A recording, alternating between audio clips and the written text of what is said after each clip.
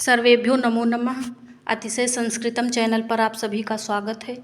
हम लोग पढ़ रहे थे अभिज्ञान शाकुंतलम चतुर्थ अंक, तो जिसमें हम लोगों ने कई सारी चीज़ें पढ़ ली। आज हम लोग पढ़ने जा रहे हैं शकुंतला की विदाई होने जा रही है, उसकी तैयारियां हो रही हैं।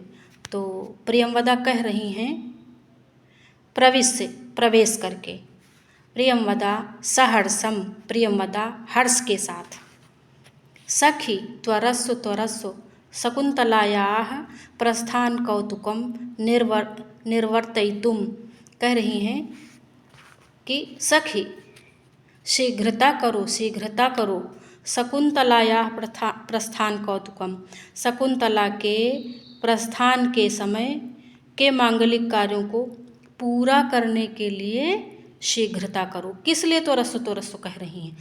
प्रस्थान कौतुकम निर्वर्तयितुम के लिए त्वरस्सु कह रही हैं। कौन कह रहा? प्रियंवदा कह रही। किससे कह रही हैं? अनसुईया से कह रही हैं। तो इस प्रकार के प्रश्न वाक्य देकर पूछे जाएंगे टीजीटी में, और पूछे भी जाते हैं। जैसे कि यहाँ पर सखी शब्द प्रयोग हुआ है, तो इस सखी से आशय किससे है? तो सखी से आशय अनसुईया से है। और ये त्वरस्सु कौन कह रहा है? प्रियंवदा कह रही हैं। प्रस्थान कौतुकम में कौतुकम का अर्थ यहाँ है प्रस्थान के समय के जो मांगलिक कार्य होते हैं वो। तो आगे हम लोग देखते हैं। अनुसुईया, सखी कथम एतत्। अब अनुसुईया तो ये लेटी हुई सोच रही थी क्या होगा, कैसे होगा जब समाचार तात को पता चलेगा। लेकिन प्रियंवदा आके बता दी कि शीघ्रता करो शकुंतला की विदाई होने वाली है। तो अनुसुईया कह रही कथम एतत्, सखी यह कैसे, सखी यह कैसे। अब जब जो यहाँ पे सखी पद आया है ये किसके लिए प्रयुक्त हुआ है? ये अनुसुईया के लिए प्रयुक्त हुआ, क्योंकि यहाँ पे कौन दो लोगों में बातें हो रही हैं? प्रियंवदा और अनुसुईया में हो रही हैं। तो अब अनुसुईया कह रही हैं तो सखी वो प्रियंवदा को ही कहेंगी, शकुंतला को नहीं। तो आगे है प्रियंवदा शृणु, प्रियंवदा सुनो, शृणु लोट लकार मध्यम पुरुष एक वचन, इदानीम सुख सहित पृच्छिका शकुंतला सकाशम गतास्मि। इदानीम इस समय, तो इस समय कह रही हैं अनुसुईया से कि सुनो, शृणु सुनो, इदानीम इस समय, सुख सहित पृच्छिका सुखपूर्वक सोई कि नहीं, यह पूछने के लिए गतास्मि गई थी शकुंतला सकाशम, शकुंतला के पास।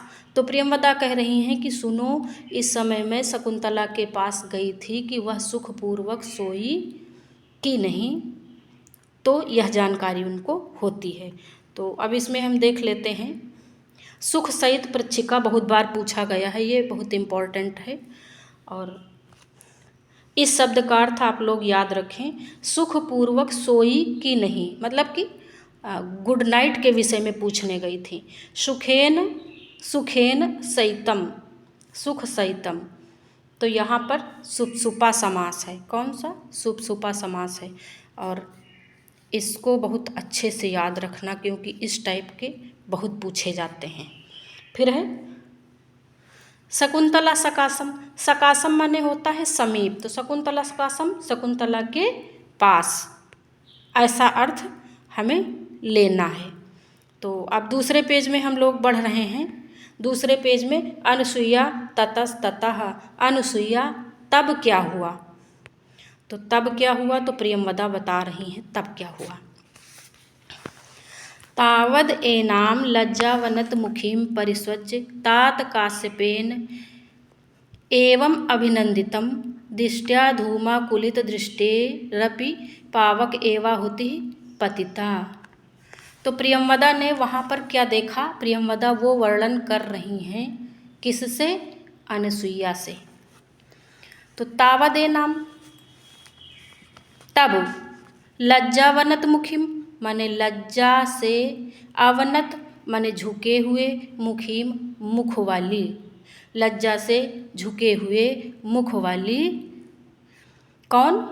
तो लज्जा से झुके हुए मुख वाली शकुंतला को तात काश्यपेन, माने तात काश्यप के द्वारा, फिर यहाँ से लेंगे परिस्वज्य, माने आलिंगन करके।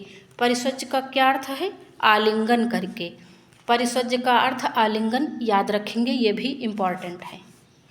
तो लज्जा से झुके हुए मुख वाली शकुंतला को तात काश्यप के द्वारा आलिंगन करके उसका अभिनंदन किया गया। अभिनंदितम, तो अभिनंदितम का यहाँ पर आशय है शकुंतला के द्वारा जो कार्य किया गया था, यानी कि दुष्यंत के साथ विवाह आदि, तो उसके विषय में कहा गया कि तात काश्यप ने अभिनंदन किया, यानी अपनी सहमति दे दी।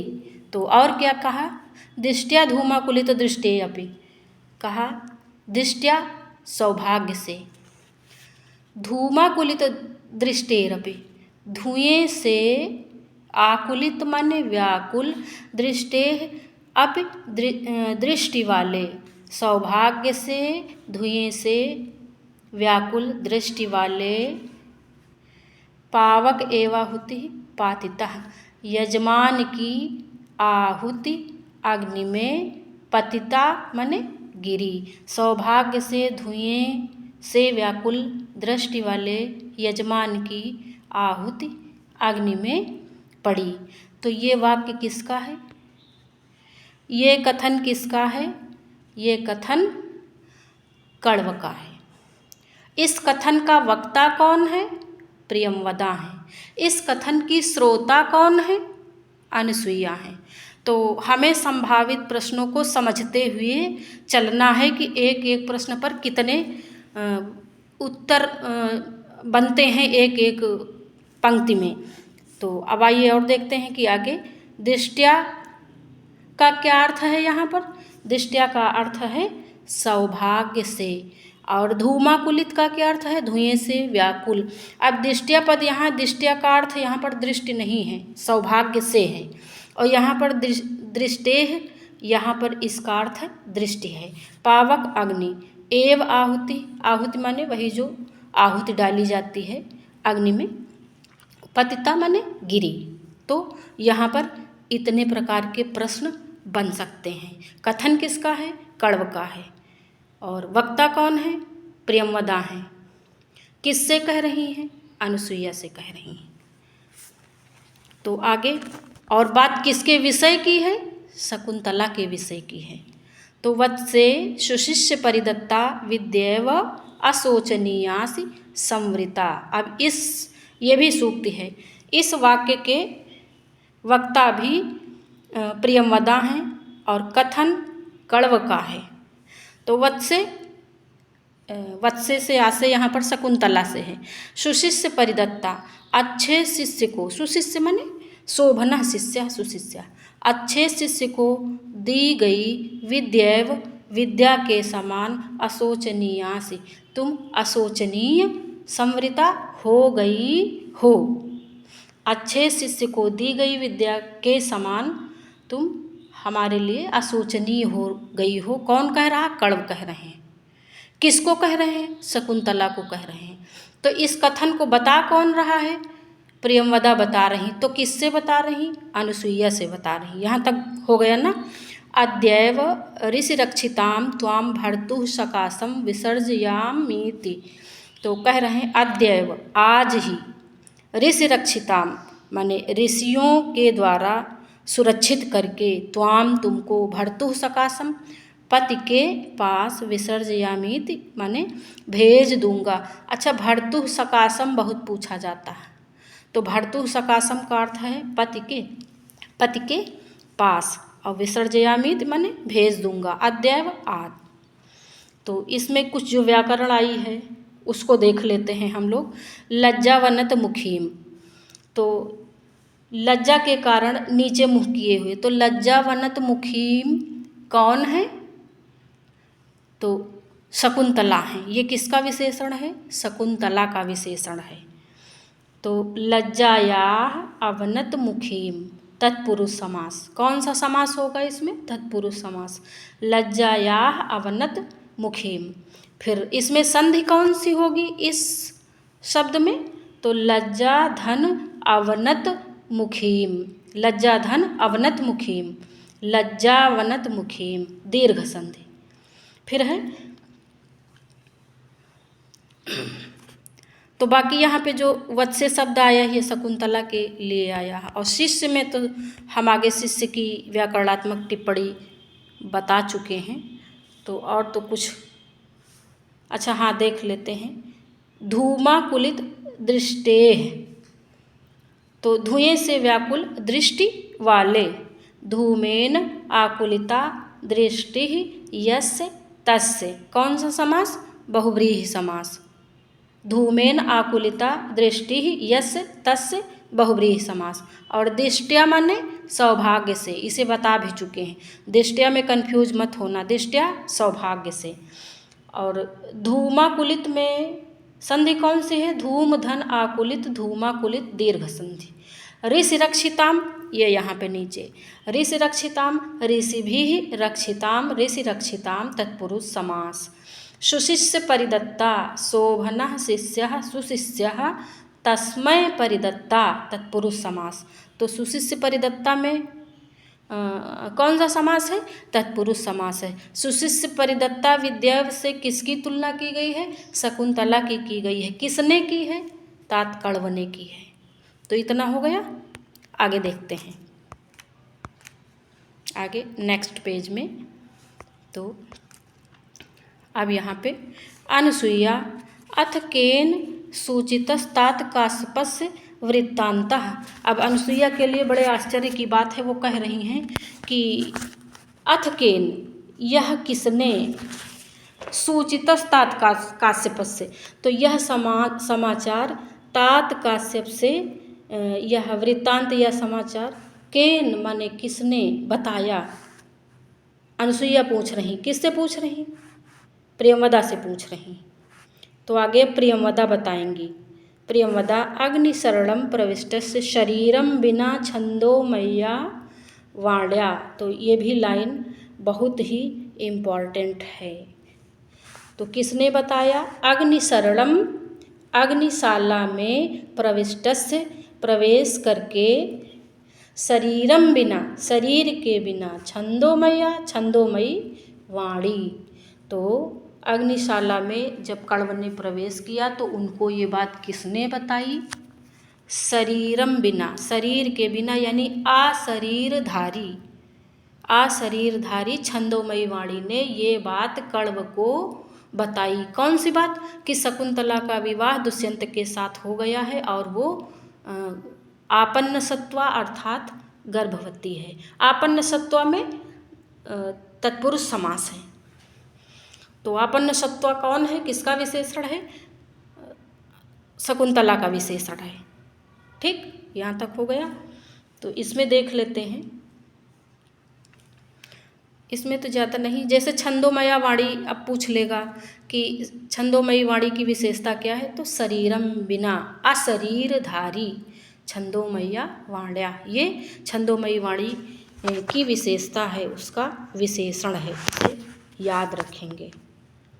आगे अनुसूया सविस्मयम कथम्यु, अनुसूया आश्चर्य के साथ, किस रूप में? तो अब आगे ये बता रही हैं प्रियंवदा किस रूप में। तो किस रूप में बता रही हैं? तो देखिए बताती हैं किस रूप में। संस्कृतम आश्रित्य, संस्कृत का सहारा लेकर, यानी कि संस्कृत में बोलती हैं। तो एक बात याद रखना, ये जो प्रियंवदा हैं, अनुसूया हैं, शकुंतला हैं, ये लोग मध्यम पात्र हैं और ये लोग संस्कृत नहीं बोलती हैं। लेकिन इस श्लोक को क्योंकि ये कण्व के द्वारा, ये छंदोमयी वाणी के द्वारा कहा गया है, तो इस श्लोक को वो संस्कृत में बोल रही हैं। तो यहाँ पे तो एक प्रश्न ऐसे ही बन जाता है कि वो कौन सा श्लोक है जिसे प्रियंवदा ने संस्कृत में बोला है।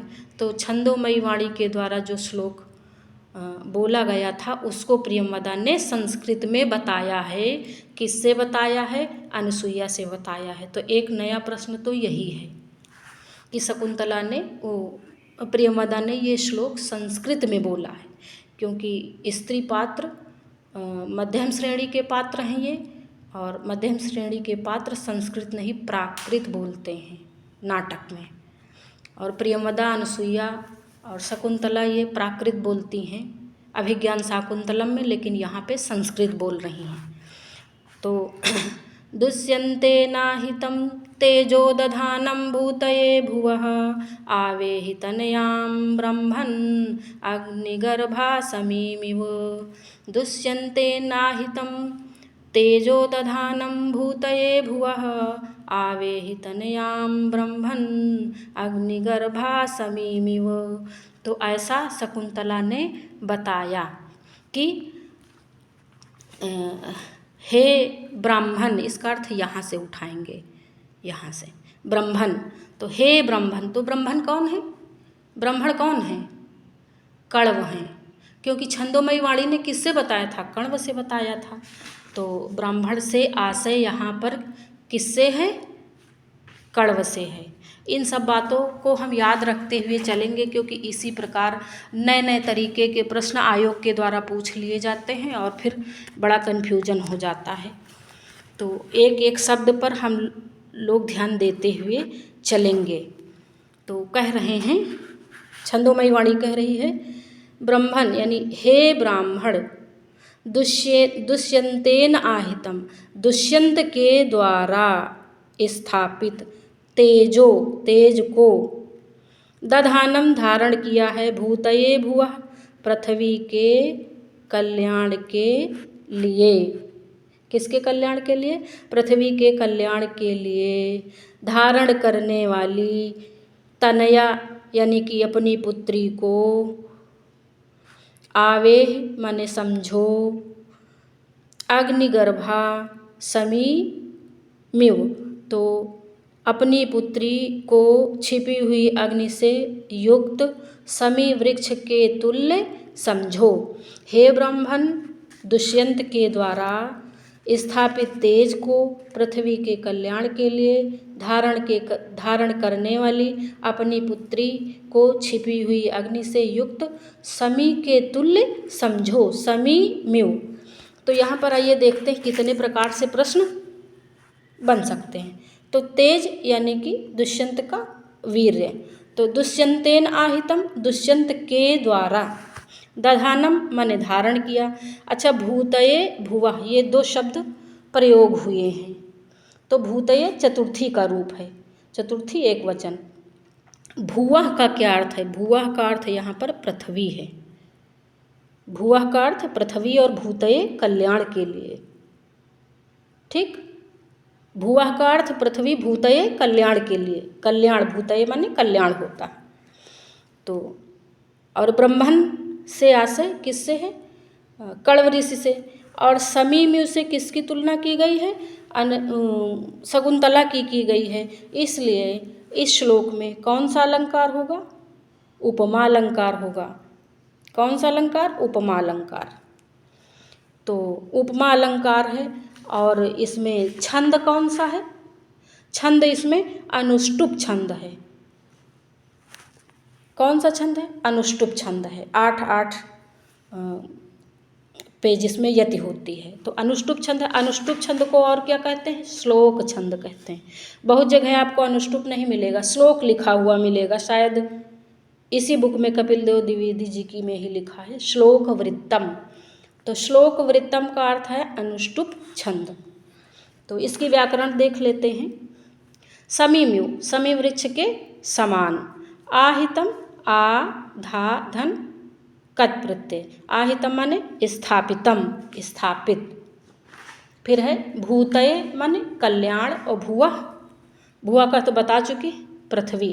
तो भूतये भुवः संसार के कल्याण के लिए।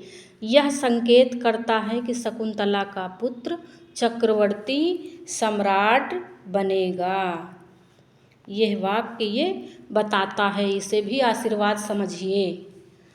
तो अग्निगर्भाम, अग्नि गर्भे यस्याह ताम बहुव्रीहि समास। अग्निगर्भे यस्याः ताम बहुव्रीहि समास। अग्निगर्भाम में कौन सा समास? बहुव्रीहि समास। आवेह का देख लेते हैं। अव आ ई लोट लकार मध्यम पुरुष एक वचन, तो इसे ध्यान देंगे। आवेह में लोट लकार मध्यम पुरुष एक वचन का, और इसमें संधि कौन सी है? अवधन एह आवेह। ओमांगोष्ठ से यहाँ पर पररूप संधि हुई है। किसमें? आवेह में। किसमें हुई है? आवेह में। अवधन एह आवेह ओमांगोष्ठ से पररूप संधि हुई है। और इस श्लोक में मार्ग नामक गर्भ संधि का अंग है। कौन सा? मार्ग नामक। तो संधियों के कई सारे भाग हैं ना, तो मार्ग नामक संध्यंग है यहाँ पर, क्योंकि यहाँ पर वास्तविक बात का प्रकाशन किया गया है। और समीम्यु के कारण कौन सा अलंकार है? उपमा अलंकार है। तो आज यहीं तक हम लोग रखते हैं, और आज का वीडियो कैसा लगा हमें ज़रूर बताएं। और हमें लगता है जैसे आप लोग एक एक शब्द को बिल्कुल ध्यान से पढ़ते हुए चलेंगे तो अभिज्ञान शाकुंतलम में कोई भी ऐसा प्रश्न नहीं बचेगा जो आपको ना आए। आखिर आयोग वाले नए प्रश्न कहाँ से बनाएंगे? हम सारे संभावित प्रश्नों के उत्तर समझते हुए चल रहे हैं। और जितना पढ़ना महत्वपूर्ण है, हमने पहले भी बताया था, उससे कहीं ज़्यादा महत्वपूर्ण है कि किसी भी शब्द में या वाक्य में या श्लोक में ये समझना कि कितने प्रकार से संभावित प्रश्न आयोग के द्वारा तैयार किए जा सकते हैं। तो इस तरह से हम टीजीटी की परीक्षा को बड़ी आसानी से क्रैक कर सकते हैं। बहुत कठिन काम नहीं है, बड़ा संक्षिप्त सिलेबस है। अगर आप लोग चाहें तो कर सकते हैं। तो आज के लिए इतना ही। धन्यवाद।